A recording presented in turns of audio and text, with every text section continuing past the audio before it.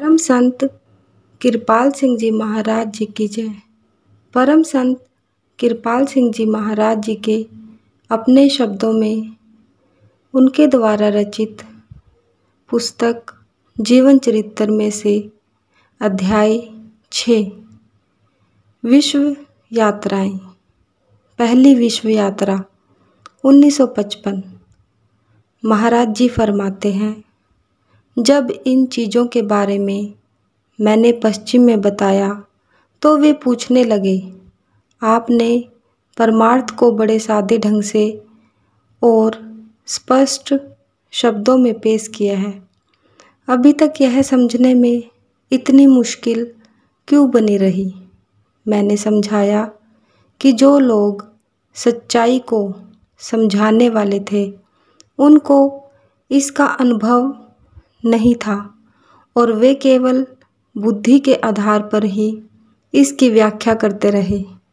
इस प्रकार वे इसकी तरह तरह से व्याख्या करते रहे, जिस कारण इसका असल स्वरूप लुप्त हो गया।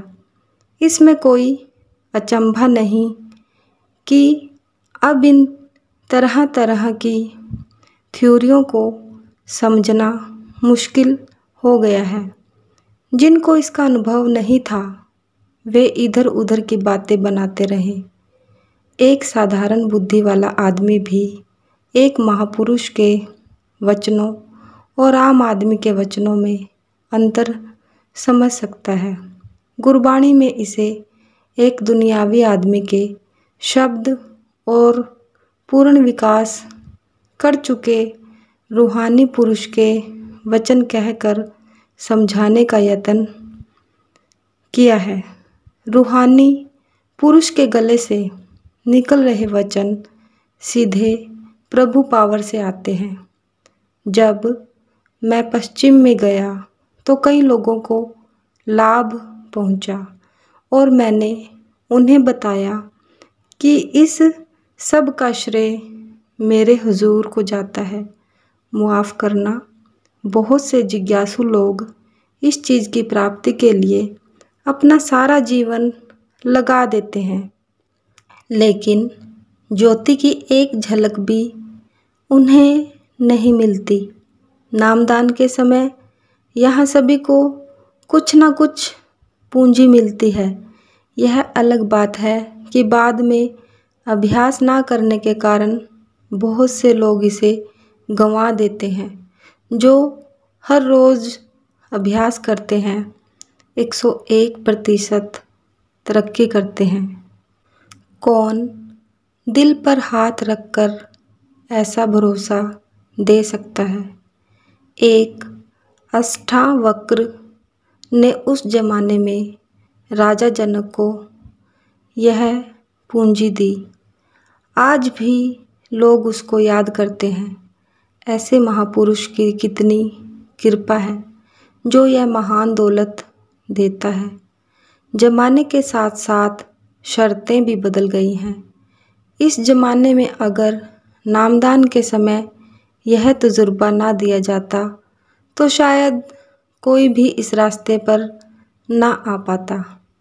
एक बार एक अंग्रेज सत्संगी बीबी एक ईसा के उपासक से मिली और इसने उससे पूछा, क्या आपने कभी अंतर में ज्योति के दर्शन किए हैं? उस आदमी ने उत्तर में कहा, हाँ, माउंट सिनाई में 19 साल के घोर तप के बाद एक दिन उसे धुंधली सी रोशनी नज़र आई थी। उस बीवी ने कहा कि मैं तो हर रोज़ चमकीली ज्योति देखती हूँ। नाम रूपी इस खजाने की हम क्या कीमत डाल सकते हैं? हमें तो इसका सत्कार करना तक नहीं आता।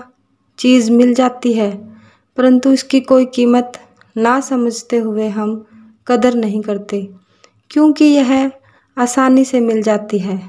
पश्चिमी लोग इसका ज़्यादा सत्कार करते हैं। मेरी पहली पश्चिमी यात्रा केवल 4-5 महीने की थी, लेकिन इस यात्रा से थोड़े से समय में ही वहाँ महान जागृति आई। वहाँ सच्चाई के सच्चे जिज्ञासु मिले और जब उनको यह चीज़ मिल जाती है तो भारत की अपेक्षा वे ज़्यादा कदर करते हैं। भारत में लोग इसको आसानी से मिल गई चीज़ समझते हैं। ईसा ने कहा, ध्यान रखो कि आपके अंतर की रोशनी पर स्याही का पर्दा ना फिर जाए। नाम सबका जीवन आधार है। जिसको नाम मिल गया उसको सब कुछ मिल गया। मेरे एक अमेरिका के दौरे में साइंसदानों के साथ मेरी एक मीटिंग हुई। एक आदमी ने संशयपूर्ण होकर आध्यात्मिकता पर कई सवाल पूछे। थोड़ी बातचीत के बाद मैंने उससे पूछा कि क्या साइंस नाम मात्र चेतनता भी पैदा कर सकी है? उसने कहा, नहीं। मैंने फिर उसे व्याख्या सहित समझाया कि साइंस के सारे ज्ञान का दायरा मादा मैटर है,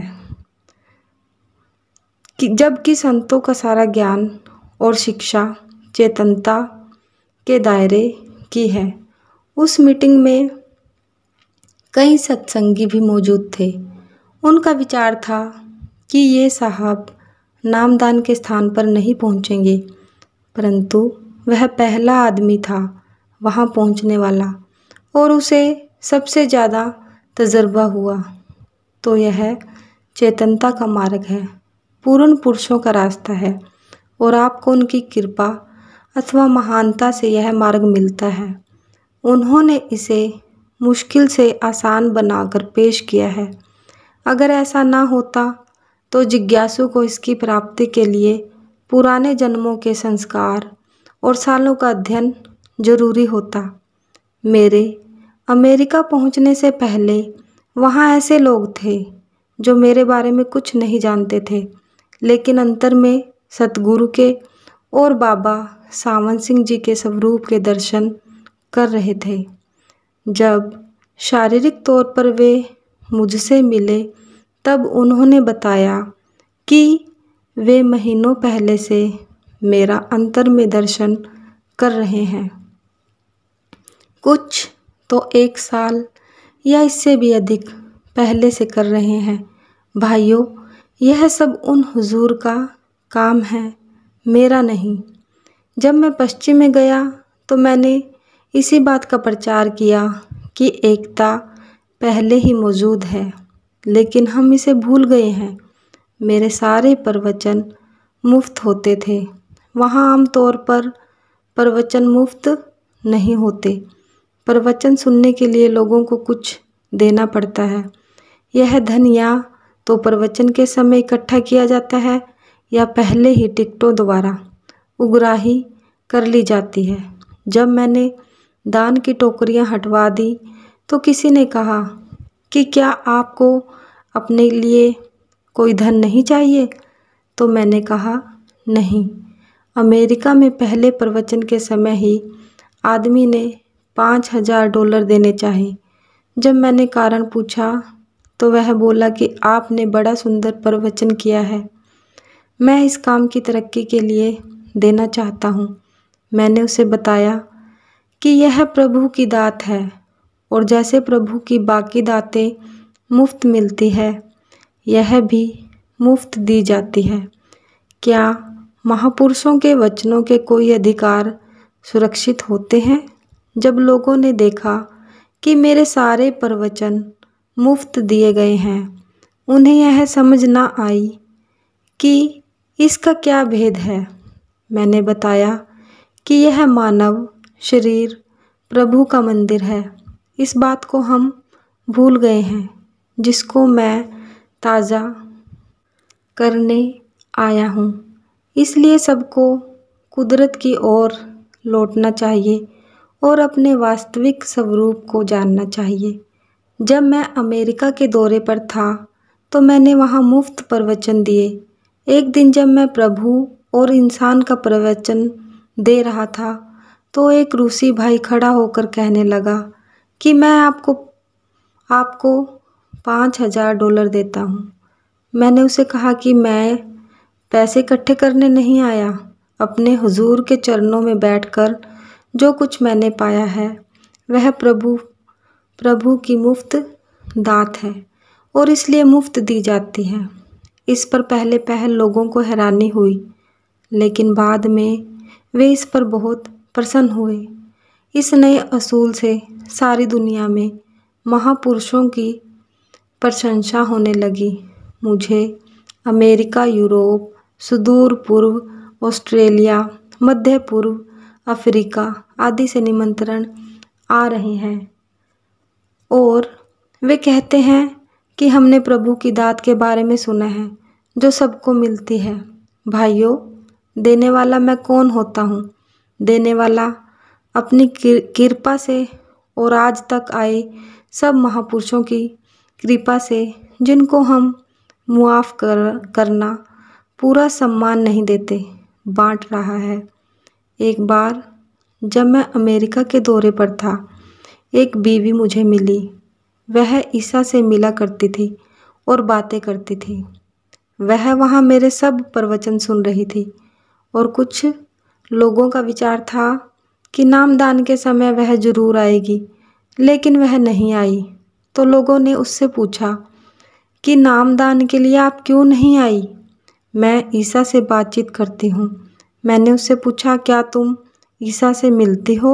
उसने कहा, हाँ, और वह आपसे बातें करता है। उसने कहा, हाँ, ठीक है, अब जब वह मिले तो पूछना कि मैं आगे क्या करूं। इसके बाद कई दिन ईसा उसे नहीं मिला। जब वह मिला तो उसने पूछा, मैं आगे क्या करूं? उसने सतगुरु मुझसे नामदान लेने को कहा।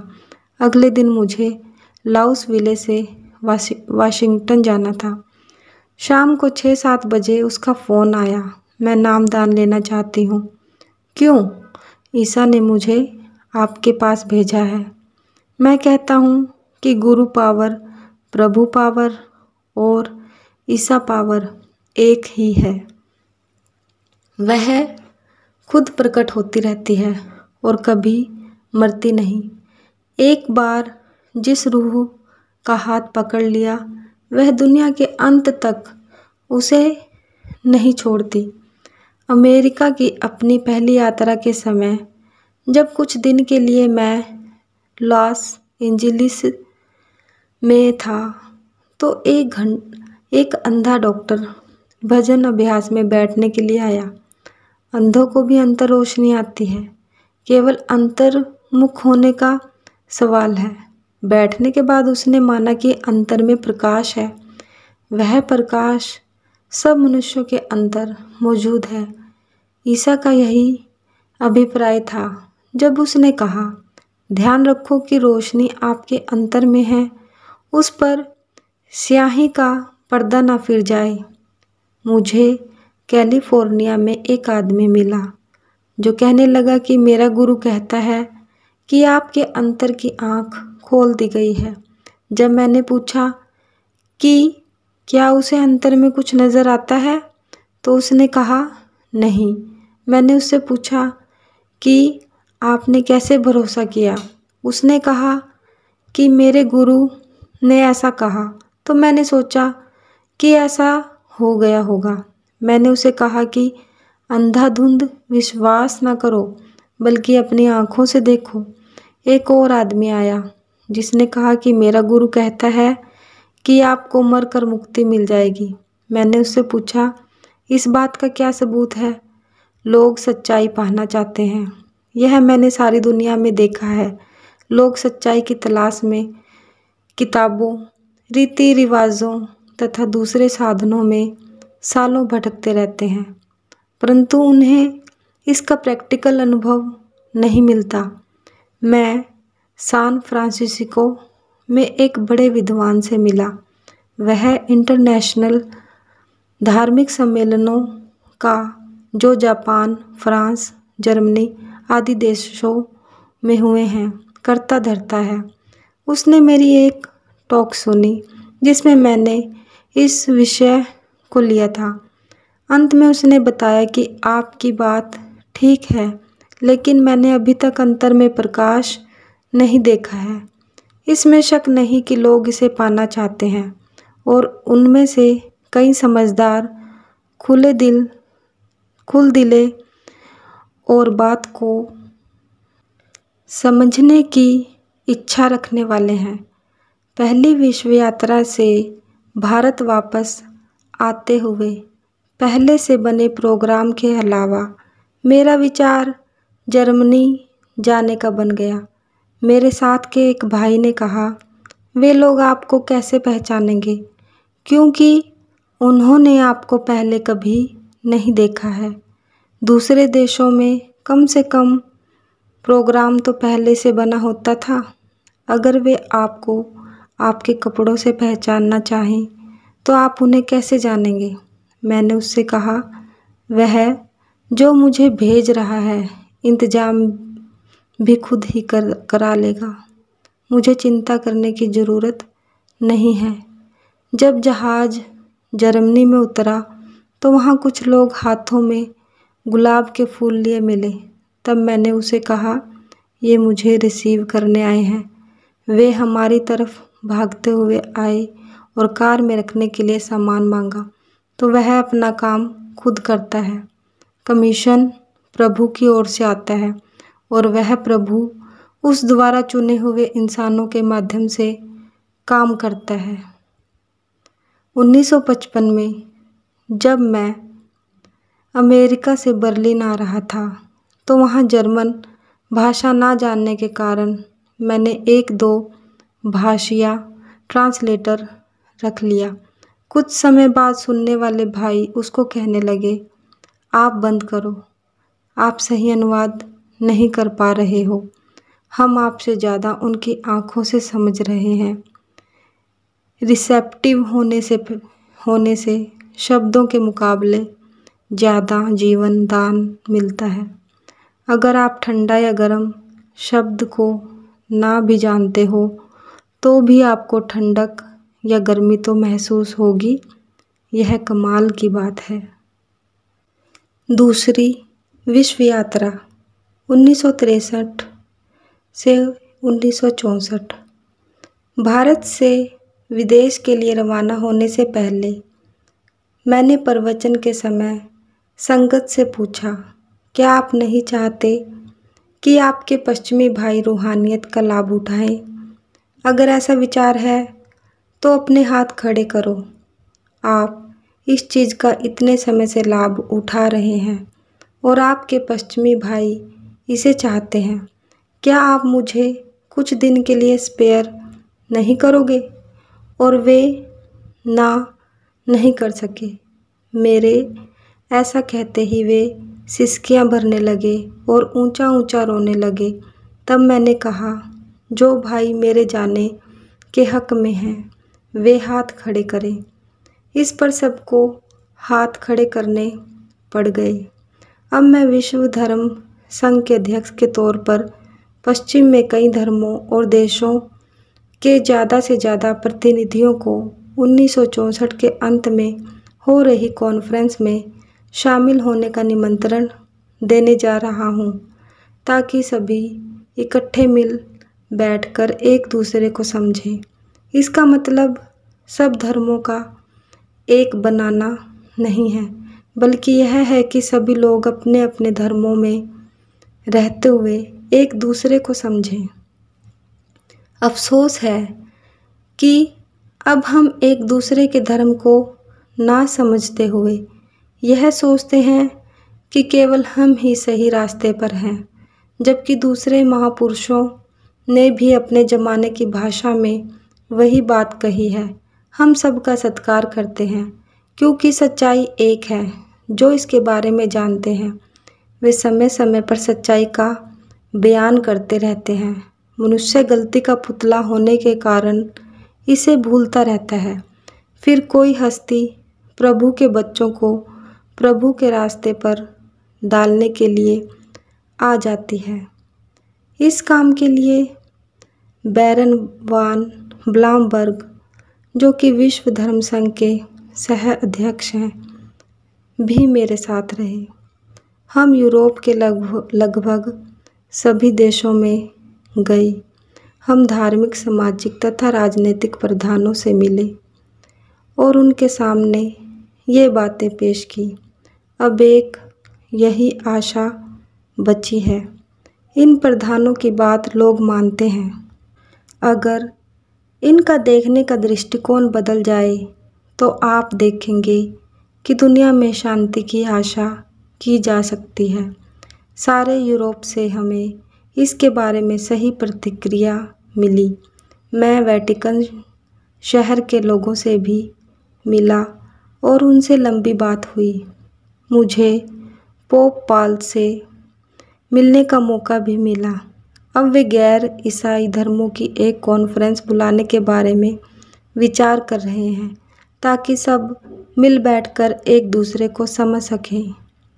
मैं आयरलैंड के प्रधानमंत्री डी वलेरा तथा दूसरे कई देशों के प्रधानमंत्रियों, मेयरों और सामाजिक नेताओं से मिला।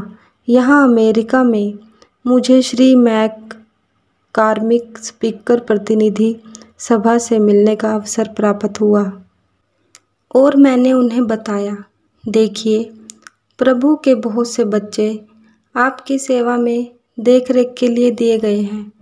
आप सबको प्रभु ने अपनी कृपा से राजनेता बनाया है। अगर एक राजनेता उसको मिले प्रभु के बच्चों को ठीक से संभाल नहीं कर पा रहा तो दूसरे राजनेताओं को उसकी मदद करनी चाहिए। अगर उसको किसी प्रकार की सहायता की ज़रूरत हो तो पूरी की जानी चाहिए। इस प्रकार युद्ध टल सकते हैं। लाखों लोग इस प्रकार मरने से बच जाएंगे, जैसा कि पीछे 2 विश्व युद्धों में हो चुका है। यह बात उन्हें बहुत जची और इसका सही असर हुआ। एक दूसरे को प्रेम पूर्वक समझना ही विश्व धर्म संघ का उद्देश्य है। जब हमें समझ आएगी तो पता चलेगा कि हम में मानवता के तौर पर, आत्मिक तौर पर तथा एक प्रभु के पुजारी होने के कारण एकता पहले ही मौजूद है। रोम में मैं रोमन कैथोलिक चर्च के बिशप से मिला और चर्च के दूसरे धर्मों के साथ संबंध के बारे में बात की। जब हमने बैठकर दिल से बात की तो वे कहने लगे कि सच में जो चीज़ हम आपस में मिलकर समझ सकते हैं वह दूसरे किसी ढंग से नहीं समझी जा सकती। साइंस के तौर पर भी अगर 2 चार्ज की हुई चीज़ें आमने सामने होंगी तो उनमें आग भड़केगी। आपस में मिलकर बैठने से ऐसी संभावना नहीं रहती। धर्म, जाति या फिरके चाहे अलग अलग हों, लेकिन हम एक प्रभु के बच्चे होने के कारण आपस में भाई बहन हैं। क्या ऐसा नहीं है? तो एक प्रभु के नाम पर मिल बैठना ही दुनिया में भिन्न भेद मिटाने का रास्ता है। मनुष्य जीवन का मिलना प्रभु की महान कृपा से होता है, क्योंकि इस योनि में ही प्रभु की प्राप्ति हो सकती है। यदि बाहरी चिन्ह चक्रों का ख्याल किए बगैर हम सब आपस में मिल बैठें तो ख्याल अंतर जाएगा और अंतर का आकाश नज़र पड़ेगा। 4 दीवारी की जकड़ में रहते हम इसे किस प्रकार पा सकते हैं? मनुष्य सामाजिक प्राणी होने के कारण समाजों में रहेगा। उन्हें चाहे हम धर्म कहें, वे पहले ही अनगिनत हैं। महापुरुष भी किसी न किसी धर्म या समाज में जरूर पैदा होते हैं, लेकिन वे इन सब से ऊपर उठकर सबको आत्मा के लेवल से देखते हैं। रोम में, वेटिकन में मैंने गैर ईसाई धर्मों के इंचार्ज पादरी से 2-3 घंटे लंबी बात की। जब हम इस बारे में सारी बात कर चुके तो उसने कहा, जो आप कहते हैं ठीक है। अब जब आपको ईसा की सही शिक्षा पता चलेगी तो आप सारे ढांचे क्यों नहीं बदलेंगे? मैंने पोप जॉन की मिसाल उन्हें दी। जब उसने शुरू किया तब उसने अपनी कमेटी से भी सलाह नहीं की। उसने हुक्म दिया, ऐसा करो, अगर पोप जॉन ऐसा हुक्म दे सकते हैं तो यहाँ यह क्यों नहीं हो सकता। उसने कहा, अगर अब हम ऐसा करें तो आधे पादरी बगावत कर देंगे, हम उन्हें समय पर ठीक कर लेंगे। तो सच सच है, कोई भी जागृत पुरुष इसका अनुभव करा सकता है। यह दूसरी बात है कि कुछ लोग ईर्ष्यालु ढंग से सोचते हैं कि सच केवल हमें ही मिला है। शायद ईसाई भी कहते हों कि किसी दूसरे धर्म के मानने वालों को सच्चाई मालूम नहीं, सच्चाई सच्चाई है। विदेशी दौरे के समय मुझे पश्चिम के कई राजनैतिक लीडरों से मीटिंग करने का मौका मिला और मैंने उन्हें याद दिलाया कि उन्हें देखभाल के लिए प्रभु के बच्चे दिए गए हैं, जिनकी बेहतरीन ढंग से देखभाल करना उनका फर्ज बनता है। जियो और दूसरों को जीने दो भारत का सबसे बड़ा सिद्धांत है। अगर किसी देश के नेतागण प्रभु द्वारा देखभाल के लिए दिए गए उन बच्चों की पूर्ण देखभाल करने में असमर्थ रहते हैं तो दूसरे देशों को उसकी मदद करनी चाहिए। लाखों लोगों का खून बहाने से क्या लाभ। कई नेताओं ने इस बात को समझकर मान लिया और 2 स्थानों पर युद्ध टल गया। मैं ये नुक्ते केवल इसलिए उठा रहा हूँ क्योंकि दुनिया की सारी मुश्किलों का हल रूहानियत है। केवल इसी आधार से प्रभु के नाम पर सब मनुष्य इकट्ठे हो सकते हैं। अच्छे काम को तुरंत कर डालो, लेकिन बुरे काम को टालते जाओ। इसे जीवन का असूल बना लो। इसे किसी बड़ी शक्ति प्रभु के लिए छोड़ दो। इस दौरे में मैं टाइरोल के लोगों से मिला। ईरान के कुछ लोगों ने टाइरोल के क्षेत्र पर कब्जा कर रखा है। वे विद्रोह करते हैं और उनके पास बम तथा हथियार हैं। मैंने गवर्नर से मिलकर 1 घंटे तक बातचीत की। वह कहने लगा, मुझे समझ नहीं आता कि मैं क्या करूं। मैंने उसे कहा, इंतज़ार करो, रास्ता निकल आएगा। और फिर क्या हुआ? हमारा अब तक आपसी पत्र व्यवहार चलता रहता है, युद्ध नहीं हुआ। लंदन में मैं एक ऐसे आदमी से मिला जो रूहों को बुलाने की विद्या का माहिर था। वह रूहों को बुलाता था जो आकर बोलती थी। उसकी फीस 5 पौंड थी। मैंने कहा, ठीक है, हम देंगे। मैं वहाँ गया। मेरे साथ 3-4 लोग और थे। उसने हमें एक कमरे में बंद कर लिया और खुद भी वहीं बैठ गया। अंदर पूर्ण अंधेरा था। ऐसे ही 10 मिनट, 15 मिनट, आधा घंटा, पूरा घंटा बीत गया। कुछ नहीं आया। अपने समय का वह इस विद्या का माना हुआ माहिर था। तब मैंने फीस देनी चाहिए। उसने कहा, मैं आपसे पैसे नहीं लूँगा।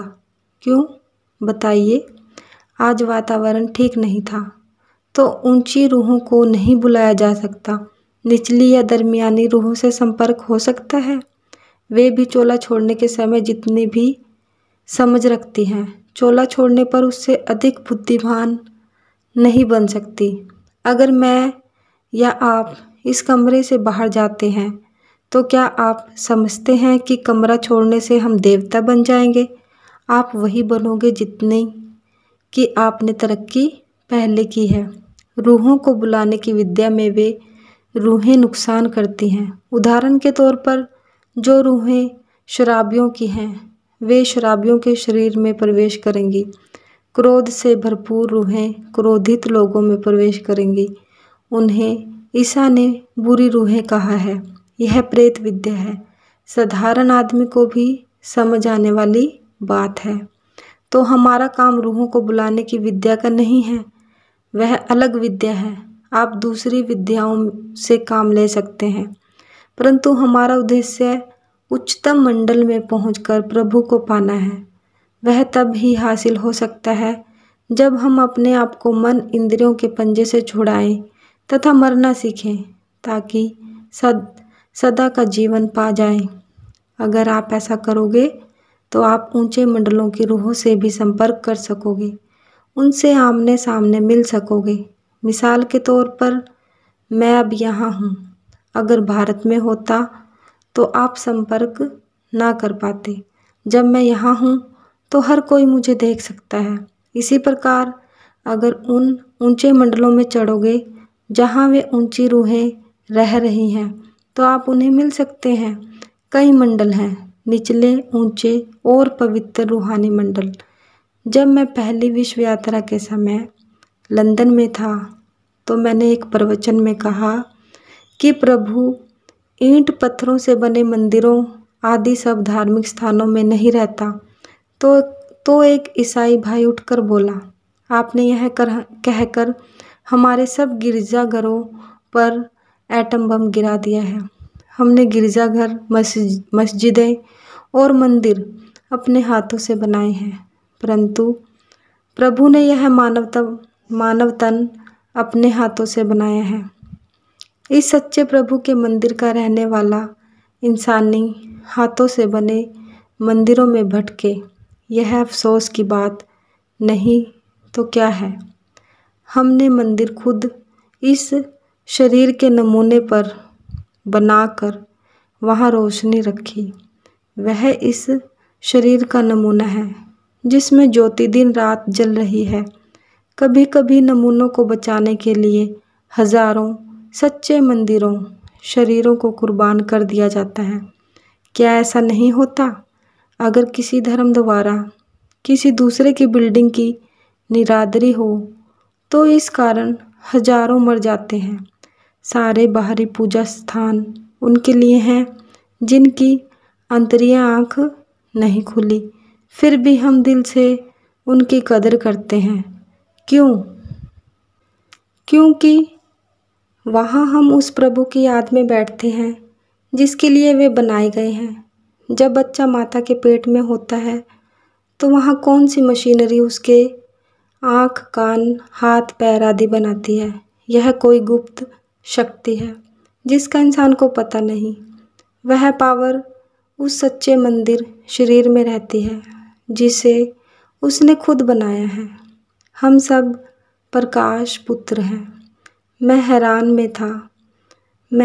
में था कि मैं कैसे आपको संबोधित करूं, क्योंकि मैं अपने में तुमको देखता हूं और अपने को तुम्हारे अंदर देखता हूं।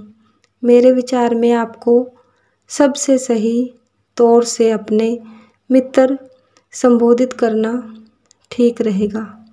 मैंने आपको दास नहीं बनाया बल्कि बराबर का दर्जा दिया है, क्योंकि बराबर के लेवल का व्यक्ति ही दूसरे बराबर के व्यक्ति को जान सकता है। किसी के अधीन लोग उसके असली स्टेटस का पता नहीं लगा सकते। आप सब मेरे दोस्त हैं और मुझे सब प्यारे हैं तथा मैं आप सबका सत्कार करता हूँ। 1955 में जब से मैं आपसे जिस्मानी संपर्क में आया हूँ, चाहे मैं शारीरिक तौर पर भारत में था, परंतु आपकी मधुर याद हमेशा बनी रहती थी। दिन में मुझे वहाँ बहुत काम करना पड़ता है, लेकिन रात को आपके पत्रों के उत्तर लिखवाता हूँ। दिन में मैं वहाँ होता हूँ, लेकिन रात में मैं आपके साथ होता हूँ। यह दुनिया का दूसरा रूप है। जब वहाँ रात होती है तब यहाँ दिन होता है। मैं हमेशा काम में मशरूफ़ रहता हूँ, यहाँ या वहाँ। आपके प्रेम विभोर भावों की जो समय समय पर आप मुझे भेजते रहते हैं, मैं कदर करता हूँ। मैं यहाँ रहना चाहता हूँ, परंतु नौकरी के कारण मैं वहाँ बंधा हुआ हूँ। आपको पता है कि पत्थर की दीवारें या लोहे का पिंजरा किसी का घर नहीं बन सकते। इतना विश्वास मैं आपको दिलाता हूँ कि चाहे शारीरिक तौर पर मैं वहाँ बंधा हुआ था, परंतु मन और आत्मा करके मैं सदा आपके साथ था। इसके बाद मेरे अंतर वाला प्रभु आपके साथ रहेगा और हर काम में आपका मार्गदर्शन और मदद करेगा। हमारे हुजूर की कृपा से यह चीज़ आपको दी जा रही है, दी जाती थी और आगे भी दी जाती रहेगी। जब से मैं यहाँ आया हूँ, घर की तरह महसूस कर रहा हूँ। मुझे कभी घर की याद नहीं आई और मैं आप द्वारा सब तरफ से मिले प्रेम के कारण भारत को भूल गया हूँ। वहाँ मैं अपने दोस्तों के बीच होता हूँ, चाहे मैं दिन में यहाँ होता हूँ, लेकिन रात को मुझे भारत के भाइयों को अटेंड करना पड़ता है, ठीक उसी तरह जैसे मैं भारत में रहते हुए आपको अटेंड करता हूँ। आप सब मुझे प्यारे हैं, चाहे आप यहाँ हों या भारत में, इससे मुझे कोई फ़र्क नहीं पड़ता। मैं आपको इंसान के तौर पर या शरीर में बसी आत्मा के तौर पर देखता हूँ। आप प्रकाश पुत्र हैं। यह मौजूदा दौरा हुजूर महाराज के हुक्म की पालना के अधीन था। उन्होंने मुझे आदेश दिया था कि सब धर्मों के लोगों के लिए एक कॉमन ग्राउंड बनाओ। वे इंसान के तौर पर समान हैं, शरीर में आई आत्माएं हैं। उनका हुक्म था कि पूर्व पश्चिम के सभी इंसानों के लिए एक साझी स्टेज बनाई जाए। तो यह उनकी कृपा है कि नए तरीके से ऋषियों और महापुरुषों की वही पुरानी तालीम पेश की जा रही है। वेदों में अर्थवेद और ऋग्वेद में कहा गया है कि हजारों की संख्या में मिलकर प्रभु का गुण अनुवाद करो। टिप्पणी: महाराज जी को भारत में एक पत्र मिला। अमेरिकनों के प्रेम में खोकर हमें भूल मत जाना। मैंने भारत से चलने से केवल 2 दिन पहले ही उन्हें यात्रा के बारे में बताया। 2 दिन पहले शाम को उन्हें बताया। हवाई जहाज़ों या रेलों में वे लोग भागे चले आए। मेरे अचानक चलने के बावजूद भी वहाँ भीड़ को काबू करना मुश्किल हो गया। दिल्ली में ज़्यादा भीड़ थी, बम्बई में भी थी। जहाज़ों में हम कैदी की तरह होते हैं।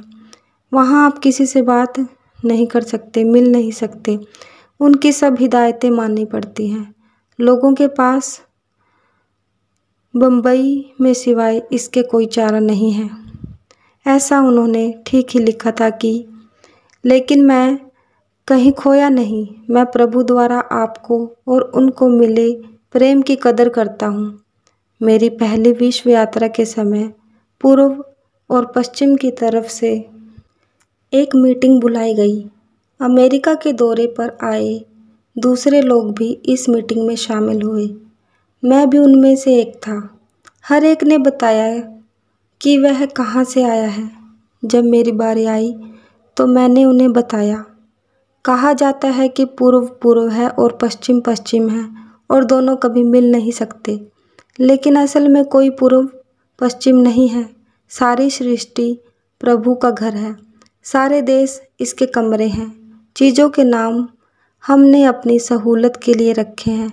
बात तो यह है, अगर आपको इस असलियत का ज्ञान हो गया तो नतीजा क्या होगा? आपका देखने का नज़रिया बदल जाएगा। आप देखोगे कि हम सब प्रभु के पुत्र हैं।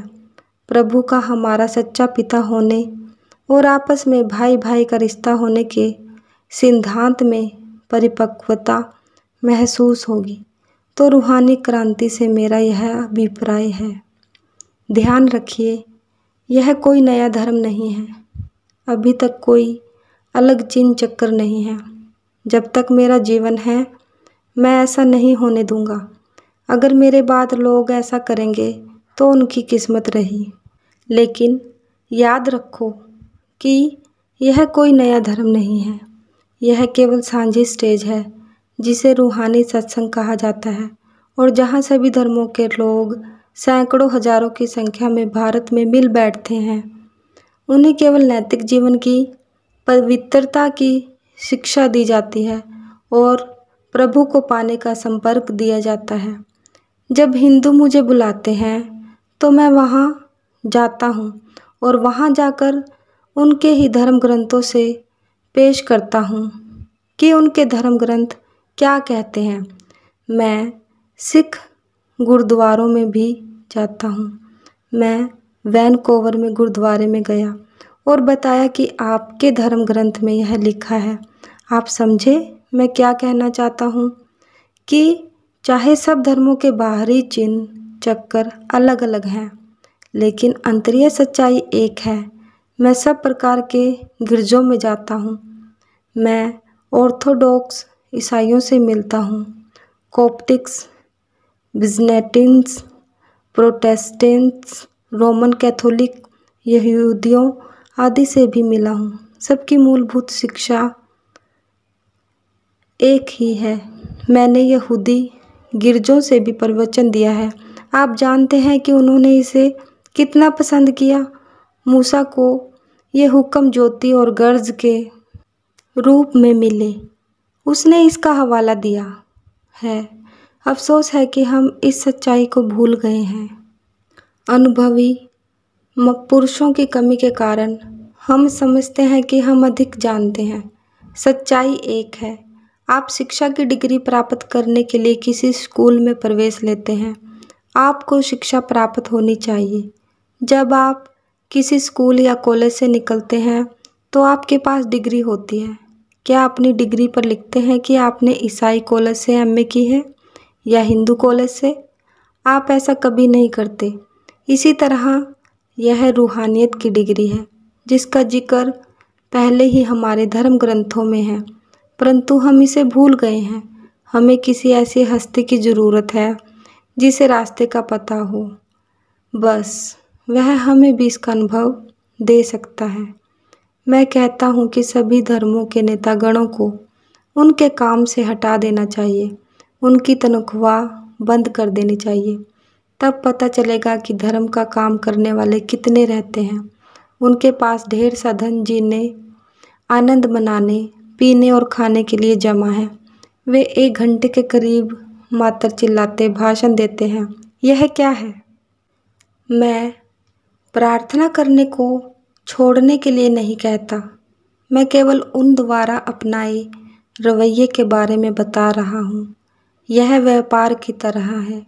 ईसा ने जब नकदी बदलने वाले लोगों से छुटकारा पाया तो कहा, तुम यहाँ से निकल जाओ। तुमने मेरे पिता के घर को व्यापार खाना बना दिया है। मैंने अपने राष्ट्रपति के समारोह, राष्ट्रपति कैनेडी की शव यात्रा को टेलीविज़न पर देखा। पादरी सारे रास्ते शराब पीता और पिलाता रहा। क्या यह प्रभु के प्रेम का नशा है? सिस्टम का सम्मान करते हुए मुझे कहना पड़ता है कि उस रूहानी नशे से हटकर लोग यह नशा करने लगे हैं। इसलिए महापुरुष जब आते हैं तो देखने का नज़रिया बदलते हैं। वे लोगों पर ज़बरदस्ती लागू नहीं करते, बल्कि वे उन्हें जागृत करते हैं। क्या आपको मेरी बात में कुछ सच्चाई नज़र आती है? अमेरिका के यूनिटी चर्च में मैंने प्रवचन किया कि आपने यूनिटी चर्च तो अभी बनाया है, लेकिन यूनिटी एकता तो सृष्टि के आरंभ से ही मौजूद है। मनुष्य स्तर पर हम सब एक हैं। सबकी 2 आँखें, नाक, 2 बाजू, 2 पैर आदि हैं। आत्मा करके हम चेतनता की अंश हैं और चाहे हम उसे किसी नाम से याद करें, हमारा प्रभु एक है। वह ना बिंदु है, वह ना हिंदू है, ना ईसाई, ना मुसलमान आदि। इस स्थान पर जहाँ आप बैठे हैं कोई मत नहीं है। हिंदू हिंदू रहे, ईसाई ईसाई रहे, मुसलमान मुसलमान रहे आदि। आप जिस भी धर्म में हैं उसमें बने रहें और उसके बाहरी चिन्ह चक्कर बनाए रखें, परंतु सबसे ज़रूरी काम अपने आप को जानना और प्रभु को पाना जरूर कर लेना चाहिए। एक दिन मैं यूनिटी चर्च में गया और पादरी से पूछा, आपकी शिक्षाएं क्या हैं? उसने मुझे एक किताबचा दिया। मैंने उसे पढ़ा। उसमें लिखा था क्राइस्ट जीसस से पहले था। क्राइस्ट क्या है? 1955 में जब मैं यहाँ था तो एक आदमी मेरे पास आया और सवाल किया, ईसा कब वापस आ रहा है? मैंने उससे कहा, क्या उसने कभी आपको छोड़ा भी है? बात यह है, उसने तो कहा है, मैं तुम्हें कभी नहीं छोड़ूंगा, दुनिया के आखिर तक भी। अगर उसने आपको छोड़ा ही नहीं तो वापस आने का सवाल ही कहाँ है। अपनी पिछली अमेरिका यात्रा के समय मैंने 25 दिसंबर 1963 को एक प्रवचन दिया कि क्राइस्ट जीसस से पहले भी था, जिसमें बताया कि क्राइस्ट पावर और गुरु पावर एक ही चीज़ है। इसी प्रकार शब्द, वर्ड, इजहार में आई प्रभु पावर और खुद प्रभु एक ही है। इंसानी जिस्म पर काम कर रही प्रभु शक्ति को हम गुरु कहते हैं। वह प्रवचन God power, Christ power and master power के नाम से छप चुका है। अपने पिछले अमेरिका के दौरे के समय मुझे क्रिसमस के त्यौहार पर प्रवचन देने का मौका मिला। मैंने लोगों से कहा कि क्राइस्ट तो जीसस से पहले, बहुत पहले भी था। ईसा को दुनिया में आए करीब 2000 वर्ष हुए हैं, लेकिन क्राइस्ट पावर दुनिया में जिज्ञासु लोगों की रूहानी तरक्की में मदद देने के लिए हमेशा रहती है।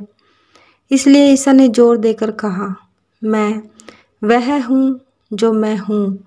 महापुरुष कभी मरते नहीं, वे हमेशा रहते हैं। प्रभु पावर जब किसी इंसानी जिस्म पर प्रकट होती है तो उसे जीवित गुरु कहते हैं। जरा समझने की कोशिश करें कि गुरु पावर प्रभु पावर ही होती है। कल एक बीवी ने मुझे फ़ोन किया कि मेरा पुत्र चोला छोड़ गया है। मैं उसे प्यार करती हूँ और मिलना चाहती हूँ। क्या मैं उसे मिल सकती हूँ? मैंने उससे पूछा, तुम उससे क्यों मिलना चाहती हो? वह जीवन में आपको पुत्र बनकर मिला। पिछले जन्मों के संस्कार पूरे करने पड़ते हैं और एक ही संस्कार पूरे करके वह चला गया। उसने कहा, नहीं, मैं उससे मिलना चाहती हूँ और इसके बदले जो आप कहेंगे करूँगी। ठीक है, मैंने कहा, यदि तुम वहाँ जाओ और यदि उसको अगला शरीर ना मिला हो तब शायद तुम उसे पा सको, परंतु इससे आपकी रूहानी कमाई ख़त्म हो जाएगी। आपको नाम मिला है। कुछ समय बाद वह आकर बोली, मैं गलत कर रही थी। आप उसके लिए प्रार्थना करके मेरी मदद कर सकते हैं। बातें बड़ी स्पष्ट हैं, लेकिन हमारे चश्मे ही धुंधले हैं। मैं कहता हूँ कि टेलीविज़न हमें बर्बाद कर रहा है। इस दौरे में मैं कनाडा के लोगों के एक समूह से मिला जो दुखी होकर अपने बच्चों को स्कूल नहीं भेजना चाहते। सरकार उन पर बच्चों को स्कूल भेजने के लिए जोर डाल रही है। वे कहते हैं, हमें वह शिक्षा नहीं चाहिए जो आप दे रहे हैं। हम अपने बच्चों को घर में रखकर पवित्र जीवन, ब्रह्मचर्य और नेक जीवन की शिक्षा देंगे। सरकार उनके विरुद्ध है और उन्हें जेलों में डाला जाता है। वैनकोवर में एक भूख हड़ताल हुई। हमारी आपसी बात हुई और मामला मेरे और ब्लामबर्ग के सामने आया। हमने उन्हें समझाया, उन्हें अपने स्कूल चलाकर अपने अध्यापक रखने दो जो उन्हें नैतिक नहीं लगता। आप उन पर क्यों ठोसते हो? आजकल स्कूलों में क्या हो रहा है? अध्यापकों का जीवन चरित्र, जीवन पवित्र नहीं। कुछ बच्चे घर पर ही बिगड़ जाते हैं, कुछ गलियों में और रहे सहे स्कूलों में बिगड़ जाते हैं। प्रश्नकर्ता, मुझे मालूम है कि बैरन और आप इसके बारे में प्रधानमंत्री से मिले थे। क्या यह ठीक है? महाराज जी, जी हाँ, वे आयरलैंड से आए थे। हमने बात की तो वे मान गए। वहाँ भूख हड़ताल हो गई थी और वे भूख से मर रहे थे। हमने उन्हें खाने के लिए मदद दी। प्रश्नकर्ता, मुझे पता है, हम उनके बारे में अमेरिका में पिछले 5 साल से पढ़ रहे हैं। वे अपने कपड़े भी उतार देते हैं। महाराज जी, हाँ। प्रश्नकर्ता, और वे कहते हैं कि वे पागल से हो गए थे, परंतु अब मैं बताता हूँ कि वे बहुत आध्यात्मिक हो गए हैं। महाराज जी, वे पागल नहीं, रूहानी पुरुष हैं। वे रूहानियत में आस्था रखते हैं। उनके नेता हमारे पास आए थे। वे भूख से मर रहे थे। कुछ जेल में थे और कुछ बाहर ठंड से ठिठुर रहे थे। यह चाहिए था। ऐसा कौन कर सकता है? प्रश्नकर्ता, हमारे अखबारों ने हमें अलग ही बात बताई थी। महाराज जी, यह बिल्कुल गलत है। मुझे पता है कि क्या हुआ था और क्या उसका हल निकाला गया था। अब सरकार उन्हें अधिकार देना मान गई है। मैंने उन्हें बताया, आप उन्हें अपने स्कूल क्यों नहीं चलाने देते? उन्हें अपनी इच्छानुसार अपने बच्चों को पालने दीजिए। आप उन पर इस मामले में ज़बरदस्ती क्यों करते हो? और आजकल लोग अपने बच्चों को भ्रष्ट स्कूलों में भेजना पसंद करते हैं। हमारा सारा ढांचा ही खराब है। लोग शायद मुझे कहें कि मैं इसके बारे में क्या फजूल बातें कर रहा हूँ, लेकिन ये आम समझ की बातें हैं। मैं आपको समझा रहा हूँ। फिर मैं चला आया, लेकिन उनका समझौता हो गया और सरकार ने उनकी मांग मान ली। वे जेलों में थे, कुछ नंगे थे, भूखे थे और ठंड से ठिठुर रहे थे। मैंने उन्हें लगभग 15 दिन का राशन दिया ताकि वे भूखे ना मरे। मिस्टर खन्ना वहाँ थे। क्या आप जानते हैं, महाराज जी ने $200 खाना खिलाने के लिए दिए थे।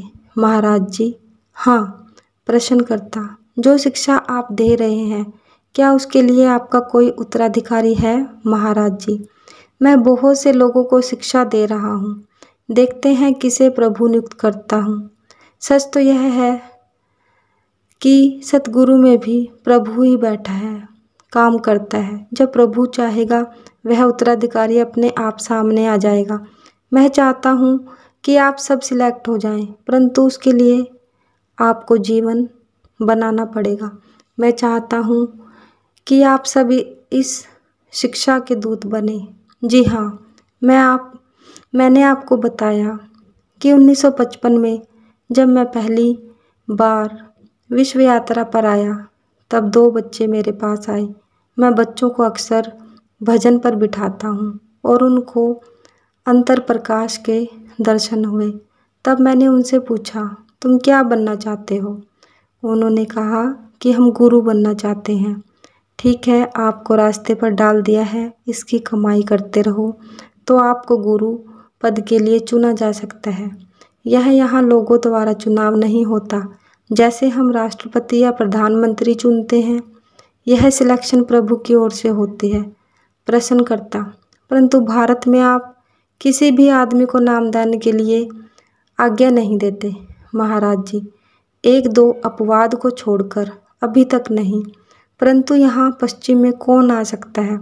वह सतगुरु पावर कहीं भी काम कर सकती है। एक बच्चा भी नामदान दे सकता है और उससे जिज्ञासु को अनुभव होगा।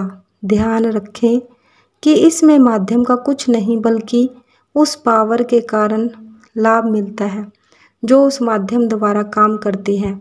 मैंने किसी को यह अधिकार नहीं दिया।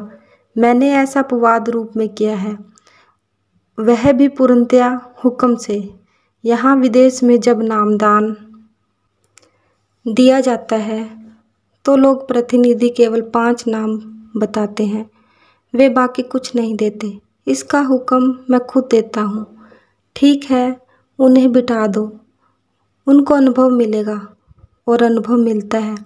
आज भी भारत से मुझे पत्र मिला है जिसमें लिखा है कि वह पत्र भेजने वाला ट्रक के नीचे आ गया था। उसने आगे लिखा है कि महाराज जी मेरे साथ खड़े थे और उन्होंने मुझे बचाया। याद रखो, गुरु जिस्म नहीं होता, किसी मानव तन पर प्रकट प्रभु पावर गुरु होती है। हम उस मानव तन का भी सत्कार करते हैं जिसके प्रभु पावर काम करती है। शायद केवल यही पाठ या हुक्म मैं आपको अपने जीवन को सब क्षेत्रों में, खासकर रूहानी क्षेत्र में ऊंचा उठाने के लिए दे सकता हूँ, क्योंकि आप जिससे प्रेम करते हो उससे बंधे हुए हो। ईसा ने कहा, मेरे वचन आपके हृदय में बसें और तुम मेरे हृदय में बसो। आप कैसे उसके हृदय में बस सकते हो? पहला, कहना मानने से और दूसरा समर्पण से। जिसके बारे में सोचोगे वैसे बनोगे। सिखों के 5वें गुरु हमें बताते हैं कि अगर शिष्य गुरु को याद करता है तो गुरु क्या करता है? वह किसे याद करेगा? अपनी प्यारी रूहों को। यह कभी भी मत सोचो कि गुरु में बैठा प्रभु आपको भूल गया है। मिसाल के तौर पर अपने प्रवचन के शुरू में मैंने आपको बताया था कि जब मैं भारत में था मैं रात को यहाँ आपके साथ होता था, और अब जब मैं यहाँ हूँ रात को मैं वहाँ होता हूँ।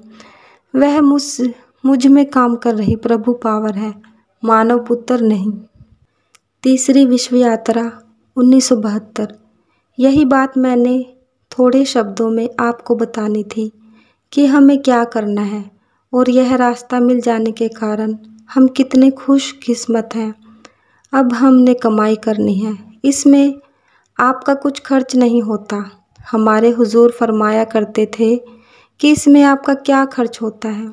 नींद के 1 या 2 घंटे, 8 घंटे सोने की बजाय 6 घंटे सो। आपको इसका कुछ पैसा नहीं देना, यह कुदरत की तरफ से मुफ्त सौगात है। दूसरी सभी दातों की तरह यह मुफ्त है। पिछली बार जब मैं यहाँ आया था और भारत में भी मैंने अपने सभी प्रवचन मुफ्त रखे हैं। कोई टिकट नहीं, कोई दान नहीं लेता। क्यों? क्योंकि यह प्रभु की दात है। जो किताबें मैंने लिखी हैं, क्या आपको पता है, उनके कोई अधिकार सुरक्षित नहीं रखे। मैं जानता हूँ कि यह प्रभु की दात है। इससे उनका यह भाव था कि जब तक मैं दुनिया में हूँ मैं दुनिया की रोशनी हूँ। सभी महापुरुष यही कहते हैं। जब वे वापस जाते हैं तो कहते हैं कि हम अपने पिता के घर वापस जा रहे हैं, हमें मत रोको, हमें कुछ मत कहो। जब बाबा जयमल सिंह जी के चोला छोड़ने का समय आया तो कहने लगे, देखो मैं अपने पिता के पास जा रहा हूँ, मुझे कोई ना रोके। जब हमारे हुजूर जिस्मानी तौर पर बीमार थे तो हमने प्रार्थना करते थे, हुजूर कृपा करके आप अपने सतगुरु से प्रार्थना करो कि आपको कुछ समय और यहाँ रहने दें। उन्होंने कहना, मैं उन्हें ऐसा नहीं कहूँगा, मैं जाने को तैयार हूँ। आप चाहो तो उन्हें प्रार्थना कर सकते हो। आज सुबह आपको पता है, एक बीवी बता रही थी कि मेरा गुरु मेरा इंतज़ार कर रहा है। रूहानियत की ज़बरदस्त लहरें आई हुई हैं। एक फ़कीर एक बार राजा के महल में दाखिल होकर अंदर जा बैठा। कुछ समय बाद राजा वहाँ से गुजरा और उस फ़कीर को वहाँ बैठा देखकर बोला, क्या तुम्हें पता है कि तुम कहाँ बैठे हो? फ़कीर ने उत्तर दिया कि मैं सराय में बैठा हूँ। राजा क्रोधित होकर बोला, क्या तुम्हें सराय और राजमहल में कोई फ़र्क नज़र नहीं आता? तब फ़कीर ने पूछा कि आपसे पहले यहाँ कौन रहता था? राजा बोला कि मेरे पिता रहते थे और उससे पहले मेरे दादा रहते थे। इस पर फ़कीर बोला, फिर यह राजमहल सराय नहीं तो और क्या है? पिछली बार जब मैं अमेरिका से वापस गया तो लोगों ने मुझे $1,00,000 भेंट किए। मैंने लेने से इनकार कर दिया। उन्होंने कहा, ना, क्यों करते हो? मिशन को यहाँ बढ़ाने के लिए। तब वे कहने लगे, अच्छा होता यदि आप ये $1 ले जाते, आप तो हमारे दिल साथ ले जा रहे हैं। नतीजा यह हुआ कि लोग जंगल की आग की तरह भागे चले आने लगे। यह चीज़ हर एक को जचती है। सभी महापुरुषों की यही मूलभूत शिक्षा एक जैसी हो रही है, चाहे समाज और रीति रिवाज अलग अलग हों। ये जलवायु तथा वातावरण के अनुसार बदलते रहते हैं, परंतु सबका लक्ष्य प्रभु प्राप्ति एक ही है। महापुरुष सबसे प्रेम करते हैं। प्रभु को कैसे और कहाँ ढूंढें, इसके लिए कई रास्ते हैं। यह सूरत शब्द योग प्राकृतिक है, जिसे बच्चा भी कर सकता है। बाहरी ज्ञान कम हो या ना भी हो तो भी आप प्रभु के दर्शन कर सकते हैं। वह ना लिखी जाने वाली कुदरती भाषा और ना बोली जाने वाली बोली है। बात तो यह है कि हम इसे भूल गए हैं। पिछली बार मैं 1963 में आया था, शारीरिक रूप से अलग रहते हुए अब 9 साल हो चुके हैं। आप में से कुछ भाइयों ने इस दौरान भारत में आश्रम की यात्रा करने की कृपा की है। मुझे अपने मित्रों, भाइयों और बच्चों के वहाँ अपने घर पर पहुँचने पर बड़ी खुशी होती है। भारत पहुंचने का मुख्य मकसद रूहानी तरक्की में बढ़ोतरी करना है। तो वहाँ से सभी भाई कुछ ना कुछ सही नज़री और रूहानी तरक्की लेकर वापस आए। कुछ भाई वहाँ आकर मुझे मिलते रहे, लेकिन आप सभी पत्तर व्यवहार द्वारा मेरे दिल में सदा बसे रहे। माता पिता क्या कभी बच्चे को भूल सकते हैं, चाहे बच्चे सैकड़ों की गिनती में क्यों ना हों। हम सब प्रभु के बच्चे हैं। पिछले साल मेरा आने का पक्का विचार था। मैंने इसकी पूरी तैयारी के लिए भारत में अलग अलग स्थानों की हवाई यात्रा के लिए टिकटें खरीद ली, ताकि वे भाई उस 6 महीने में उत्साह बनाए रखें जिस समय कि मैं बाहर रहूं। परंतु उस सख्त परिश्रम के कारण मैं बीमार पड़ गया, तो कुदरत ने मुझे बिल भेजा जिसके बारे में मुझे इल्म नहीं था। आप देखो, मैंने पिछले साल यहाँ आना था। प्रेम का धागा आपकी तरफ से भी और मेरी ओर से बड़ा मजबूत है। सत्संग संबंधी तथा दूसरी कई रुकावटों के बावजूद मैंने अब आने का प्रोग्राम बनाया, चाहे इसमें कुछ देरी भी हुई। ताई हरदेवी कहने लगी, आप जाओ, मैं महीना भर यहाँ रहकर सब कामों को हल कर लूँगी। तो यह उसकी कुर्बानी है, भले ही वह एक दिन के लिए भी अलग नहीं रही। आपके प्रेम के कारण उसने यहाँ आने की कुर्बानी की है। उसने आप सबके लिए अपना प्रेम भेजा है। प्रेम का प्रगटावा शब्दों से नहीं हो सकता।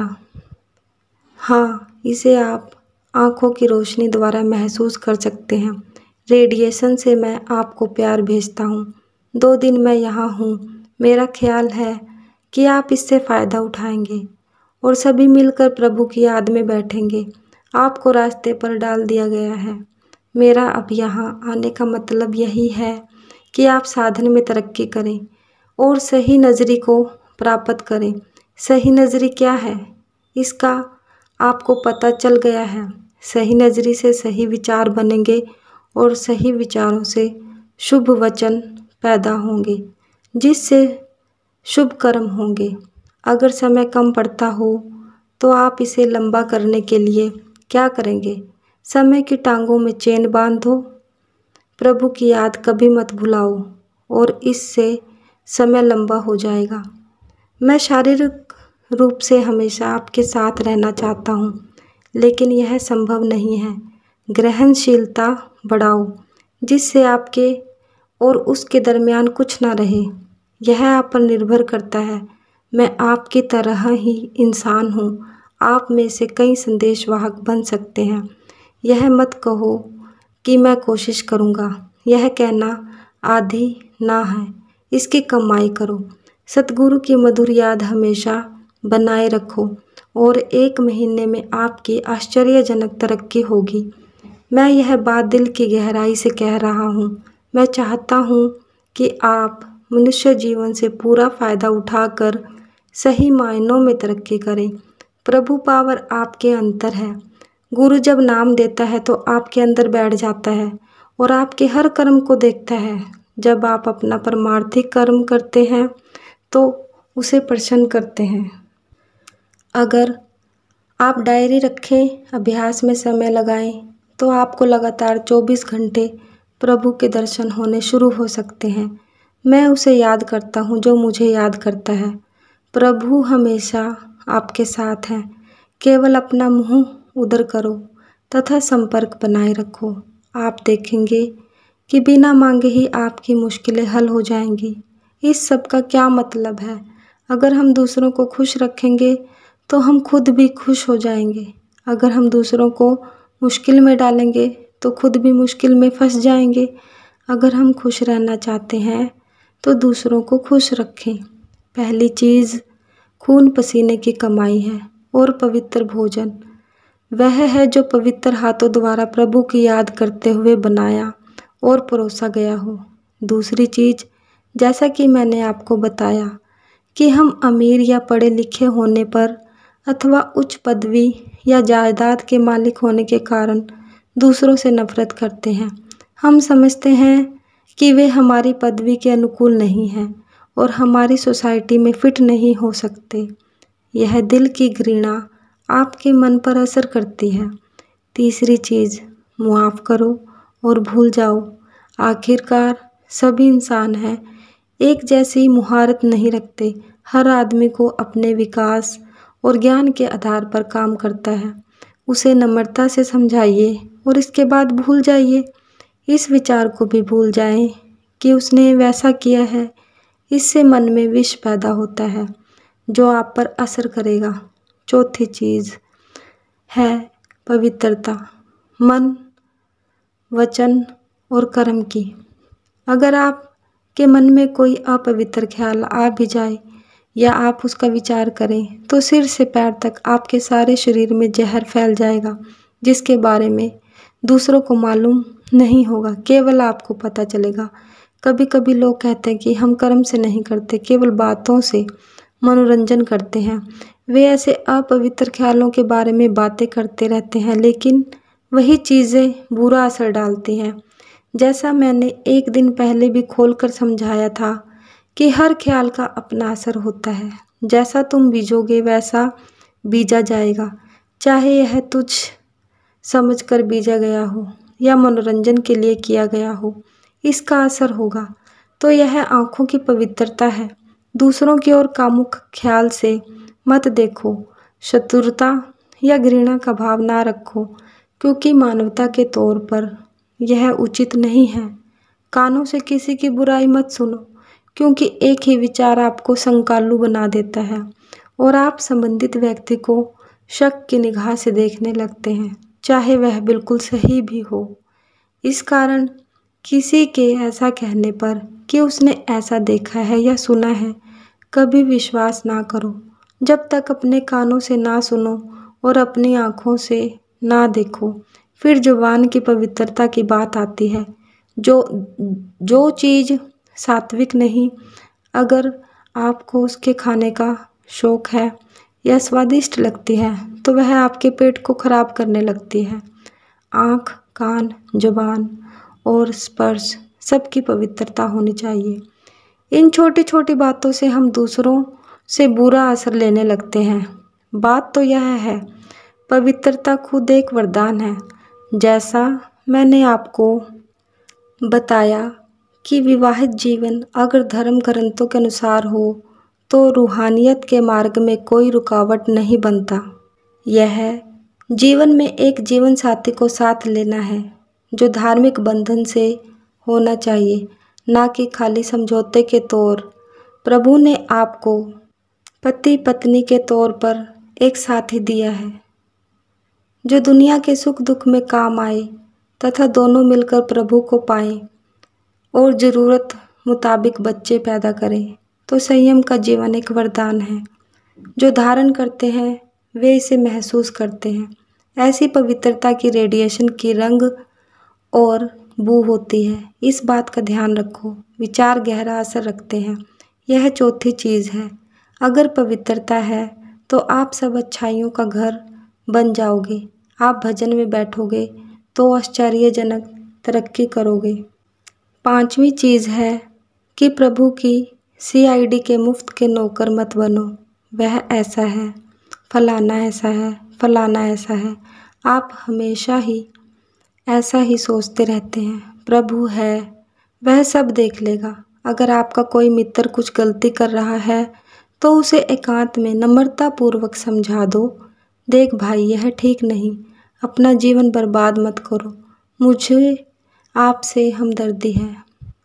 प्लेग के चूहे की तरह उसकी बात को सभी जगह फैलाते ना फिरो। अपने मन को सदा व्यस्त रखो। जब काम करो तो पूरे ध्यान से करो। काम पूजा है। खाते समय पूरा ध्यान खाने में रखो, क्योंकि खाना प्रभु की दात है। प्रभु का शुक्राना करो। अगर खाते समय आपका ध्यान खाने पर होगा तो उस खाने का अच्छा असर पड़ेगा। खाते समय कभी कभी आपका ख्याल कहीं और होता है। आपको यह भी पता नहीं चलता कि आपने कितना खा लिया। अभ्यास के समय पूरा ध्यान अभ्यास में लगाओ। ये चीज़ें हम पर असर करती हैं। मैं आपको बड़ी सच्ची बातें बता रहा हूँ। आपका अपना कृपाल। परम संत कृपाल सिंह जी महाराज की जय। सतगुरु तेरा ही आसरा, सतगुरु तेरा ही आसरा, सतगुरु तेरा ही आसरा।